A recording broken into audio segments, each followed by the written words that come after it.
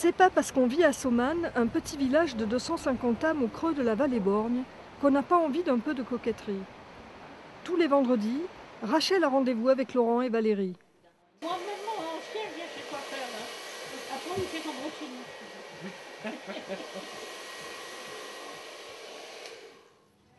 Sur les cheveux. Je vais dire à Monique, c'était grand. Non, mais enfin. non, pitié. Pas trop compliqué parce que je suis relativement précise. D'accord, bien madame. Exceptionnellement. Si ça ne fait pas monsieur, on verra.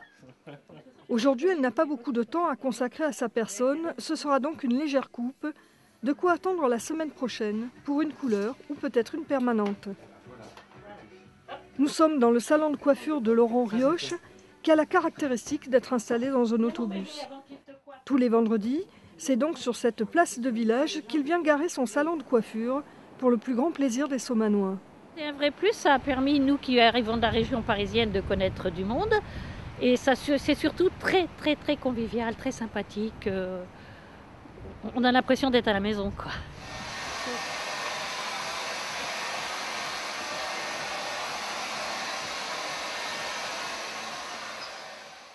Mais c'est vrai ce que je vous disais tout à l'heure, ils ont changé, j'ai de plus en plus de choses.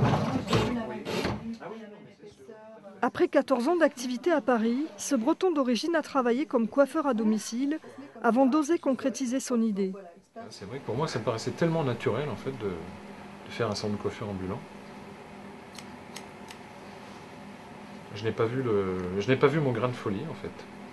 Il a été cité comme tel un petit peu de par mon entourage, donc des gens qui n'y croyaient absolument pas. Hein.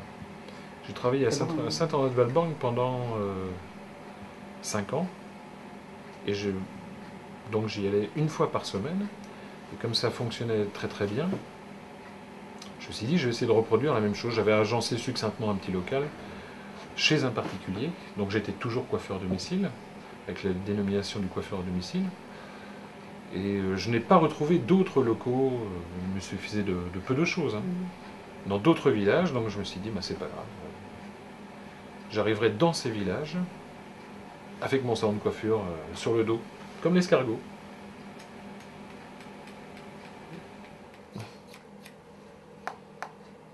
Alors il y a quelques contraintes en effet, les contraintes, eh bien, c'est l'obligation pour moi, lorsque j'arrive dans un village, que l'on me vende ou que l'on me donne de l'électricité.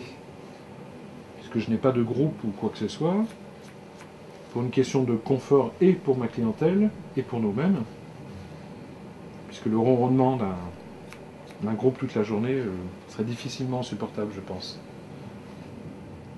Il y a également l'eau. Trouver des points d'eau, puisque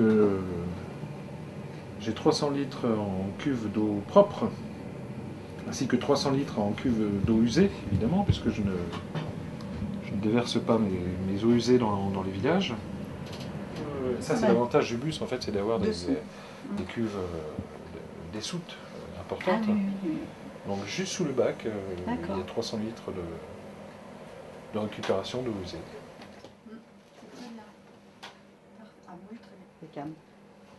Ah. Parce que monsieur ne voulait pas, en fait, il ne voulait pas bouger de chez lui.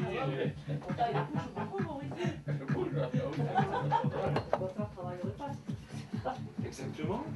Dieu merci. Dieu merci, ça pousse. Bah, je ne viendrai plus vous voir, sinon, écoutez. C'est terrible, ça.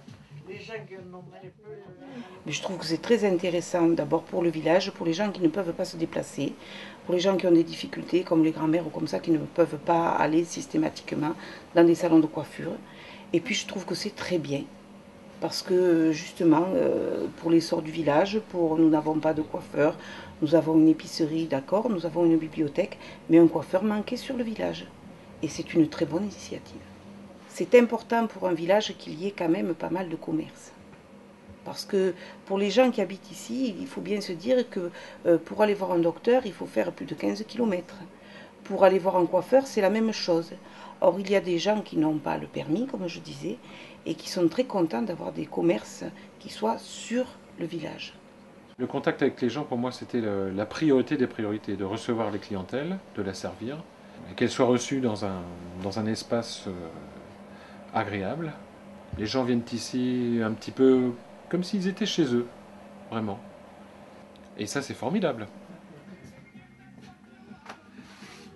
Convaincre une banque, acheter et aménager un bus, passer son permis poids lourd, Laurent aura mis 2 ans à préparer son projet. Aujourd'hui, après 14 mois d'activité, le pari est gagné et le bus fait des étapes régulières dans 3 villages. Avec l'arrivée des beaux jours, la clientèle de passage viendra s'ajouter à tous ceux qui ont trouvé avec le Tiffer Bus un vrai service de proximité, convivial et original.